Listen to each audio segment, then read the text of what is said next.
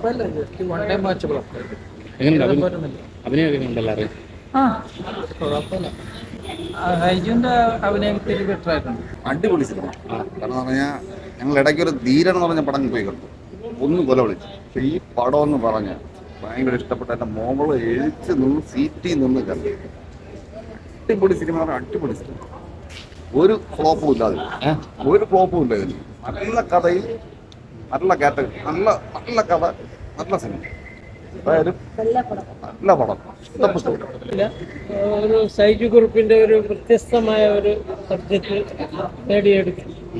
പിന്നെ സുരേഷ് കൃഷ്ണ നന്നായിട്ട് ചെയ്തിട്ട് സംഭവങ്ങൾ ചെയ്തിട്ടുണ്ട്. അതുകൊണ്ട് ഇതിനെ പുതുമയെന്ന് പറയാൻ ഉള്ളത് നന്നായിട്ട് ചെയ്തിട്ടുണ്ട്. ഒരു നഷ്ടമില്ല ഈ പടം കാണുന്നതിൽ.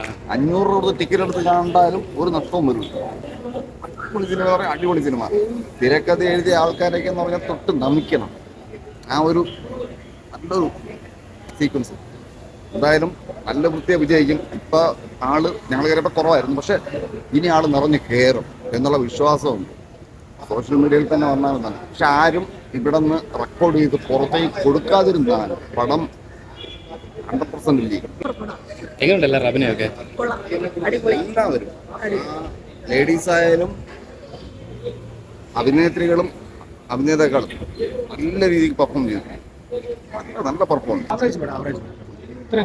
സൈജു ഗ്രൂപ്പ് എങ്ങനെയുണ്ട്? സൈജു ഗ്രൂപ്പ് മാത്രമേ ഉള്ളൂ മൊത്തത്തിൽ. നന്നായിട്ടുണ്ട്. കോമഡിക്കാണോ പ്രാധാന്യം, അതോ എന്താണ്? പക്കയായിട്ട് എന്താ പറയാ, അത്രയും സമയം നമ്മൾ അതിൽ എൻഗേജ്ഡ് ആയിട്ട് ഇരിക്കുന്നുണ്ട്. എങ്ങനെയുണ്ട് അഭിനയമൊക്കെ എല്ലാവരുടെയും? വളരെ നല്ല അഭിനയം.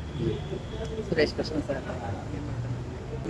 നൈസ് മൂവിയായിരുന്നു, കണ്ടോണ്ടിരിക്കാൻ നല്ല മൂവിയാണ്, എന്റർടൈൻമെന്റിംഗ് ആണ്. പടം കണ്ടിട്ട് എടുത്തു പറയത്തൊക്കെ എന്തെങ്കിലും തോന്നുന്നു? എങ്ങനെയുണ്ട് അഭിനയമൊക്കെ? എല്ലാം അടിപൊളിയായിരുന്നു. ശരിക്കും ഒരു സ്കോർ ചെയ്തിട്ടുള്ളതാരെന്ന് പറയാൻ പറ്റുമോ?